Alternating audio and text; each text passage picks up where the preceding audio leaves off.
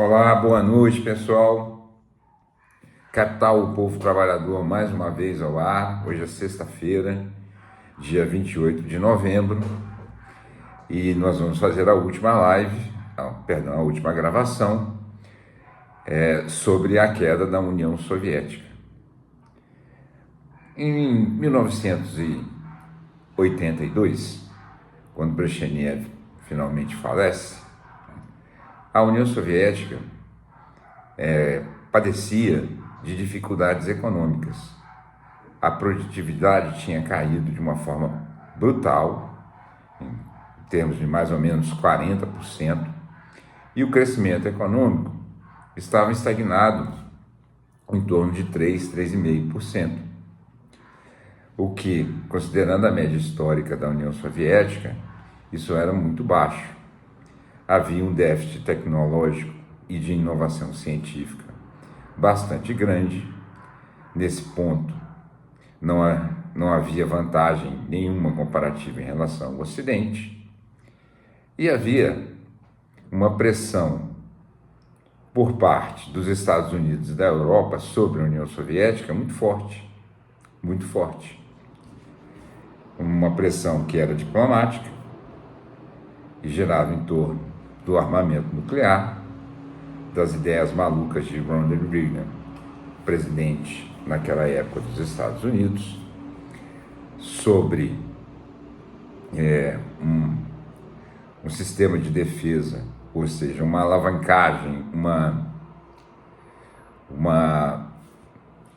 maior esforço de armamentos nucleares, que foi chamado de Guerra nas Estrelas, enfim, que pressionava a União Soviética a fazer mais gastos em um momento de dificuldade econômica em equipamentos militares, principalmente equipamentos de armas nucleares. Mas, por outro lado, a União Soviética não vivia uma crise econômica importante. Nada parecido do que viveu a Alemanha na década de 20, ou mesmo os Estados Unidos na década de 30, longe disso. Tinha caído a produtividade, tinha estagnado o crescimento, mas ele estava longe de viver uma crise econômica. O padrão de vida do russo, ou das famílias russas, ficava em 1/3 a 1/5 do padrão de vida dos Estados Unidos. Mas nós estamos falando de países bem diferentes, com sistemas diferentes e valores diferentes. Pesquisas qualitativas que foram feitas na época e divulgadas mostravam que a satisfação do trabalhador americano com o seu trabalho era a mesma do trabalhador russo, ou seja, ambos tinham um grau de satisfação em relação ao seu trabalho. Então, quando Yuri Andropov assume, ele propõe alguns pontos para reverter essa situação. Ai, Satinho, pelo amor de Deus. Alguns pontos para reverter essa situação. O primeiro deles, o principal, era modernizar a centralização da economia. A economia centralizada da União Soviética era a espinha dorsal daquela nação, porque ela permitia coordenar as cadeias produtivas, as cadeias de valores, de uma forma apropriada. As descentralizações promovidas por Khrushchev e mantidas por Brezhnev deram um duro golpe nisso e desorganizaram bastante a economia soviética, levando a essa situação. Um outro ponto se dizia em relação à queda da produtividade. Andropov pretendia combater isso, primeiro, modernizando a centralização da economia. Isso, de forma indireta, iria afetar a produtividade de forma positiva, e combater o absenteísmo e o alcoolismo, que naquela época eram muito importantes, e um fator que minava mesmo a produtividade na Rússia. E um outro problema, que era um problema bem mais áspero, era combater a segunda economia, ou a economia das sombras, como ela foi chamada. A segunda economia estava minando a capacidade de fornecer bens de consumo e produtos e alimentos para a população russa. Era frequente você ver os mercados estatais vazios e os mercados paralelos cheios de produtos com preço muito mais caro. Isso gerava uma insatisfação enorme. Andropov tinha e fez esforços, criando comitês e tudo, para desmontar a tal da segunda economia, que cresceu com varejeiros que tomaram produtos estatais e fizeram, na verdade, uma cadeia privada de revenda de produtos que iam até produtos de consumo, até combustíveis, e depois ela vai se sofisticando. E o mais importante é que essa fração que surge dentro do capitalismo, dentro do socialismo soviético, vem ser a base do movimento de restauração do capitalismo. É evidente que, para eles, a restauração do capitalismo seria uma grande vantagem. Yuri Andropov toca as suas reformas por mais ou menos 15 meses. Foi quando ele morreu por problemas renais. E já se sentia, depois de um ano de implementação dessas reformas, resultados importantes na recuperação da economia soviética. Mas ele, infelizmente, morre. O que gerou, já citei aqui, no vídeo passado, uma declaração de um alto agente da inteligência americana, da CIA, que disse que se Andropov fosse 10 anos mais novo, ainda existiria a União Soviética. Eu acho, como eu disse, é muito difícil fazer história contrafactual, mas eu acho bastante plausível.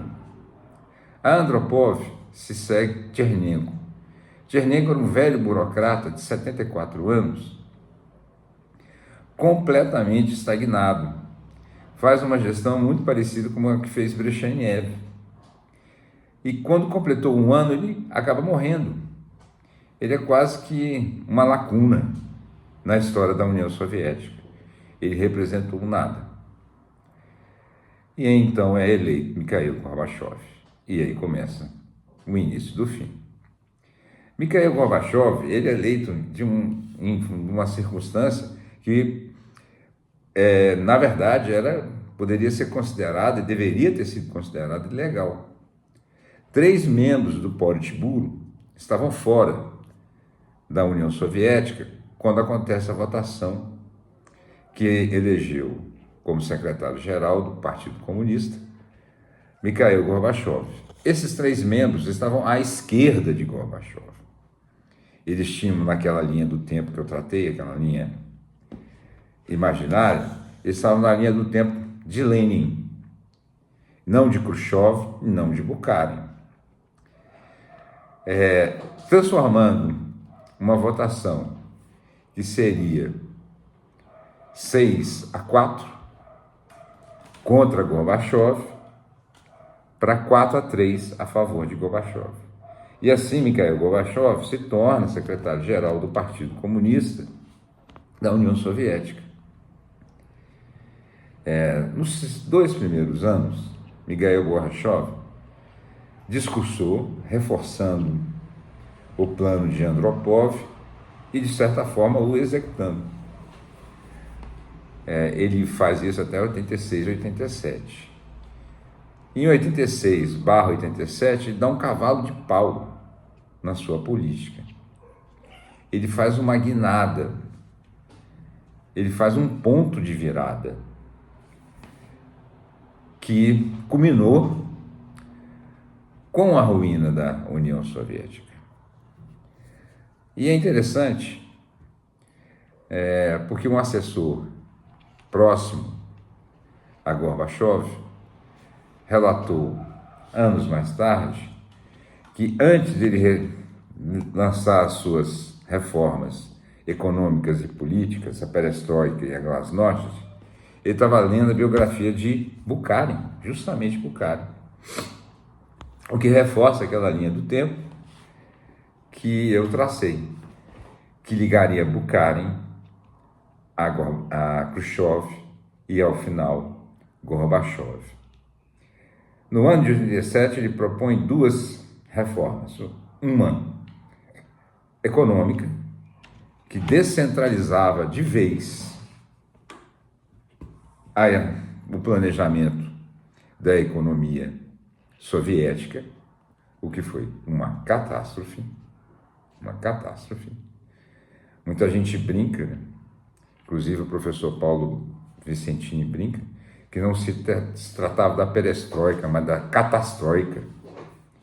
Isso quebrou todas as cadeias produtivas que existiam na União Soviética e gerou uma sensação de caos e também de insegurança econômica, que foi reacendendo nacionalismos que estavam mortos há muito tempo, desde que Stalin interveio lá na década de 20.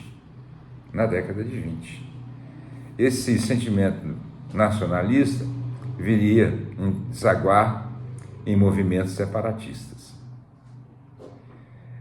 Outro ponto dessa reforma econômica é que ele faz uma abertura de mercado,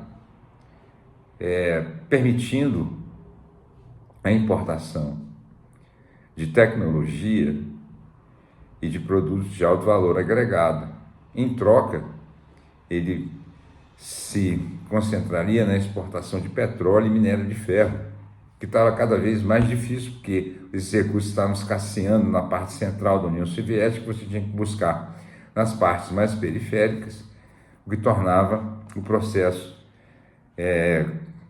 muito mais caro, com custo muito mais elevado, e reforçava uma certa dependência econômica. Ele abandona a ideia de desenvolver as suas próprias tecnologias para importar do Ocidente. Faz uma aproximação do Ocidente, principalmente com Margaret Thatcher e Ronald Reagan, mas também com a Alemanha, França e etc., num movimento de distensão política e de aceitação no Ocidente. E tirar aquela ideia que Ronald Reagan lançou de que a União Soviética era o império do mal. Ele queria apagar essa imagem, que é uma imagem tosca, né? Que, sinceramente, Andropov nem ligaria para isso, como não ligou no período que esteve no poder. Ele não encontrou uma vez com Ronald Reagan. Então, acho que trocaram uma ou duas mensagens, a segunda foi mais mal criada e ele parou de responder. Gorbachev não, Gorbachev queria a aproximação com o Ocidente. A descentralização do planejamento econômico levou, além desses problemas que eu já falei, levou também uma certa autonomia para as províncias, o que naquele momento era uma coisa muito perigosa. Como eu falei, os movimentos separatistas estavam em andamento. O segundo ponto das reformas econômicas, as reformas propostas por Gorbachev, foi uma reforma política, foi chamada de glasnost, que basicamente tirou o Partido Comunista, tirou a hegemonia do Partido Comunista e permitiu, de certa forma, um pluripartidarismo, abriu as comunicações e as relações diplomáticas de troca de informações com o Ocidente. Vamos lembrar que nós estávamos no auge da ideologia de Milton Friedman, e de Friedrich Hayek, do neoliberalismo, essa ideologia disfarçada de ciência, essa pseudociência chamada neoliberalismo, que reforçava o hiperindividualismo, o livre comércio, na verdade, o movimento livre de bens e capitais pelo mundo inteiro, o que favorecia só os países centrais do capitalismo. E todos esses valores eram antagônicos com os valores que a União Soviética pregou em toda a sua existência, nos seus 71 anos de existência. Até então, outros movimentos que foram catastróficos foi o abandono que Gorbachev fez do leste europeu. Quando Gorbachev tira a ajuda econômica e o apoio político aos países do leste europeu, como a República Democrática da Alemanha, a Tchecoslováquia, a Iugoslávia, a Romênia, esses países começam a cair como um castelo de cartas. Um por um vão caindo e se deitando nos braços do neoliberalismo. Muitos se brincam que a geração, os jovens da Alemanha, assim chamada Alemanha Oriental, a República Democrática Alemã, trocaram o estado de bem-estar social pelos shows do David Bowie. Foi mais ou menos isso que aconteceu na prática, se você olhar hoje as diferenças que existem na Alemanha entre o leste e o oeste, a parte ocidental e a parte oriental. E tirou qualquer apoio a Cuba, apoio aos movimentos de libertação na África, ou seja, abandona o internacionalismo. E isso foi muito ruim para o movimento revolucionário mundial. Mas mais do que isso, ele estava alimentando as feras que queriam o devorar vivo, que eram os elementos pró-mercado, que estavam inseridos tanto na segunda economia como no próprio partido. Uma parte desses elementos se aglutinam num novo partido chamado de Democratas, que na verdade era um partido pró-mercado, e aí um ex-comunista passa a ser uma figura importante desse movimento de democratas, um senhor chamado Boris Yeltsin, um outro elemento da catástrofe, e um desafeto direto de Gorbachev. Mas assim seguiu. Depois das reformas econômicas, a União Soviética passou a conviver com uma coisa que ela desconhecia, que era a inflação.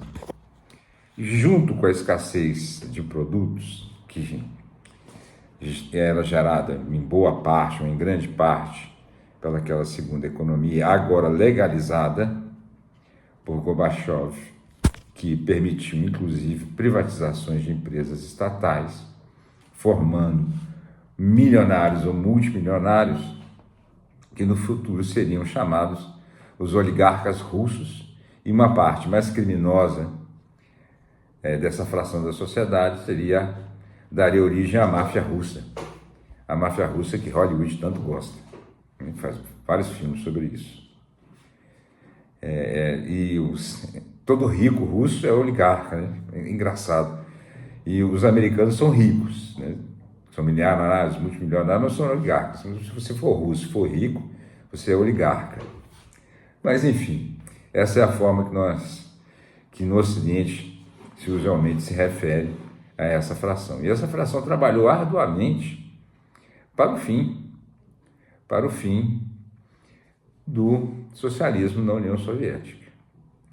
A situação com as outras federações chegou num ponto em que, de desgaste tamanho e de crescimento do nacionalismo e do separatismo, que Gorbachev, em 90, tenta um novo pacto federativo.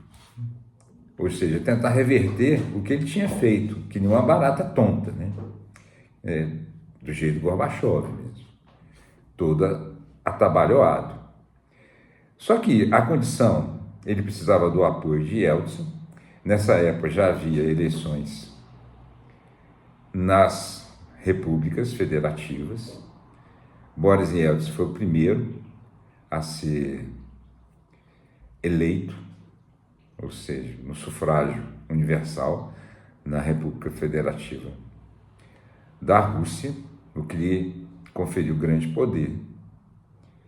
Aliás, essa foi a condição que Yeltsin impôs a Gorbachev para apoiá-lo nesse novo pacto federativo, que deu em nada, porque já era tarde demais.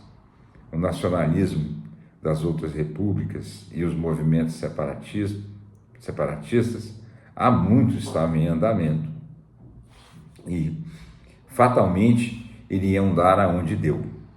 Fatalmente iriam dar onde deu. Mas Gorbachev insistiu nesse pacto federativo e, em troca das eleições gerais na Rússia, para o que foi chamado de governo russo, o governo da Federação Russa. Depois disso, várias repúblicas solicitaram a mesma coisa e conseguiram. No final, Gorbachev governava a segunda potência do mundo, baseado em nada. Ele não tinha mais legitimidade para nada. Ele tinha auferido também soberania para as repúblicas, o que significava dizer que as leis locais valiam mais que as leis soviéticas. Ou seja, a dissolução era uma questão de tempo. Ainda assim, Gorbachev tenta uma espécie de golpe de Estado através de um comitê estratégico emergencial para reverter esse processo de dissolução através da independência que já era colocada pelas federações, mas não tem sucesso.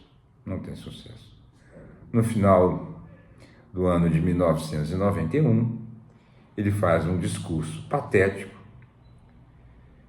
entregando o poder, renunciando e solicitando uma casa, o salário que equivalia ao presidente da União Soviética, um cargo que ele mesmo criou, lembrando que, segundo as regras soviéticas, como eu mencionei, ele foi eleito de forma ilegítima, né? 3 membros do Politburo não participaram dessa eleição e não votariam nele. Exigiu também uma casa de campo e uma fundação para ele tocar e fazer palestras para o mundo de como destruir uma nação. Foi isso que Gorbachev fez até o fim da sua vida, ou quando ele ficou muito doente lá no início dos anos 2020, do ano 2020, alguma coisa assim. E assim acabava a União Soviética. Claro que havia base material, havia uma certa crise econômica, mas, como eu já disse, não era uma crise econômica de espantar, não era um apocalipse, nada disso. E ela poderia, sim, ter sido revertida se as políticas de Andropov fossem tocadas e até aperfeiçoadas. Esses movimentos muitas vezes passaram desapercebidos nos próprios órgãos do Ocidente. Quando, de repente, no final de dezembro de 1991, sai a notícia, acabou a União Soviética, todo mundo ficou boquiaberto. Eu me lembro disso. Eu era jovem na época, mas eu fiquei estarrecido. Falei, meu Deus, e agora? Meu Deus, como isso pôde acontecer? Assim, dessa forma. Então, meus caros, quais as lições que a gente deve tomar dessa história da União Soviética. Quais os pontos que a gente deve reforçar? Bom, em primeiro lugar, é o que eu já mencionei, mas é preciso reforçar: o socialismo não é o fim das contradições da sociedade, muito menos o fim da luta de classes. A história da União Soviética prova isso. Em segundo lugar, a prosperidade econômica deve ser perseguida por todos os meios possíveis, mas há que tomar um cuidado muito especial com a restauração das práticas de economia privada. Tem que manter sob um controle rigoroso para não acontecer o que aconteceu com a União Soviética, onde essas práticas da economia privada saquearam o Estado soviético e formaram uma cadeia criminosa que no final foi a base da restauração capitalista. É importante demais reforçar. A outra coisa não se deve abandonar o reforço ideológico, como foi feito na época de Khrushchev. Khrushchev matou o legado de Stalin. Ele poderia ter apontado os erros e até mesmo os crimes que Stalin cometeu, mas não poderia tirar nunca de contexto. E não poderia matar, fazer a desestalinização, fazer um assassinato de caráter daquele líder soviético. Aquele líder soviético tem facetas muito complexas. Você não pode simplesmente tentar apagar da história. A China não fez isso com Mao Zedong. E a China de hoje não tem nada a ver com a China de Mao Zedong. Nada a ver. Um outro aspecto, que também é um aspecto importante, na minha opinião, é não abandonar as políticas anti-imperialistas e não abandonar jamais o internacionalismo, como foi feito no fim, ali a partir de 1986, com Gorbachev. Gorbachev acabava abandonando a luta no Afeganistão, que sustentava o governo socialista daquela época. Inclusive, ele sobreviveu mais que a União Soviética, esse governo socialismo do Afeganistão. Ele lutava com forças tribais que eram apoiadas pelos Estados Unidos e que são hoje conhecidos como os talibãs. Era isso que a União Soviética combatia nessa época. Os mesmos talibãs que os estadunidenses combateram e perderam. Só que tem uma diferença: quando a União Soviética sai da guerra, sai para agradar o Ocidente. A União Soviética estava ganhando a guerra. A União Soviética nunca perdeu uma guerra e não perderia essa. Não era o Vietnã da União Soviética. Não se tratava disso. Então, esses são os caráteres do socialismo que, de novo, na minha opinião, deveriam nortear essa grande jornada em direção ao comunismo. E uma outra noção é que o comunismo não é o fim de história nenhuma. Não há fim de história, nunca a história vai acabar. Mas esse é o objetivo do socialismo e muito se perde desse objetivo no caminho. Eu vou citar um exemplo. Hoje eu tenho sérias dúvidas com o papel da China. Não por ter restabelecido uma parte da economia como capitalista. Como disse Deng Xiaoping, um país e dois sistemas. Agora eu não lembro se foi Deng Xiaoping ou Rosenthal, mas não interessa. Alguém disse isso, aí. Mas o controle dessas forças produtivas capitalistas que atuam na China é muito forte por parte do Partido Comunista. Internamente, tudo parece normal, mas em 1985 ninguém diria que a União Soviética ia cair em 6 anos. Isso me chama um pouco a atenção. Claro que isso é uma discussão muito mais profunda, muito mais complexa. Eu preciso consultar mais o Elias Jabbour, seus livros, seus artigos, ver suas entrevistas, que aqui no país ele provavelmente é o maior especialista em China. E, ao final de tudo, entender que o socialismo que nós queremos construir, nós não necessariamente todos que estão aqui assistindo, tá? Não pode ser aquele socialismo real, do partido único e etc. Esse socialismo eu acho que morreu mesmo. Ele é um problema, nós temos, mas tampouco podemos abraçar a ideologia liberal, achar que nós vamos fazer um parlamento, colocar 3, 4, 5 partidos e vamos conseguir implementar o socialismo. Jamais. Esse aí é a democracia burguesa. Você vai, no máximo, conseguir um sistema social-democrata dessa forma. A única forma de democracia dentro do socialismo é a democracia por soberania popular. Esse é o ponto. E a outra, não abandonar jamais o desenvolvimento tecnológico e as inovações tecnológicas. Nesse mundo globalizado, esse é um erro fatal. E um outro elemento, um elemento final, é que nós temos que balizar um outro estilo de vida e uma outra moral e uma outra consciência ideológica. Nós estamos muito perto de um ponto de não retorno do nosso planeta. A atividade capitalista, inclusive a atividade capitalista que vem da China, tem levado à destruição do planeta. Não há discussão sobre isso, eu não vou ficar nem explicando isso, todo mundo já sabe. Nós temos que procurar padrões diferentes de qualidade de vida, como, por exemplo, uma assistência social de primeira categoria, uma saúde de primeira categoria,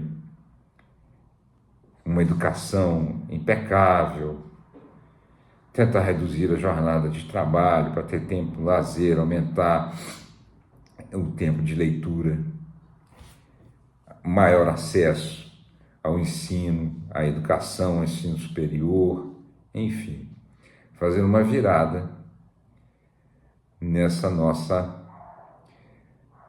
padrão de consumo. Esse nosso padrão de consumo e nosso estilo de vida vai certamente nos levar à destruição. Isso não há nenhuma dúvida. Mas é isso em relação à União Soviética. Eu espero que tenha acrescentado alguma coisa a vocês. Evidentemente que isso aqui não tem um caráter acadêmico, nunca foi meu objetivo. É passar conhecimentos que eu vou adquirindo de uma forma menos formal possível, até porque, como eu já disse inúmeras vezes, eu não venho das ciências sociais, né? E avisar que esse é o último vídeo do ano.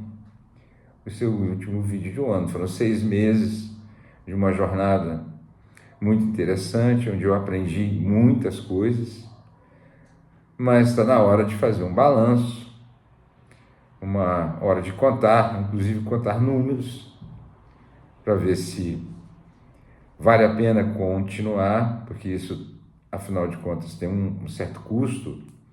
Às vezes eu quero ler um assunto, mas eu programei outro, e isso me leva à investigação para fazer esses vídeos, me toma bastante tempo. E quando se voltar, eu espero ter um formato melhor, formato não só mais agradável, mas com um conteúdo melhor para vocês. Então é isso, e agora não é boa semana, é um bom fim de ano, um bom Natal, um bom fim de ano, e quem sabe até janeiro. Tchau, pessoal!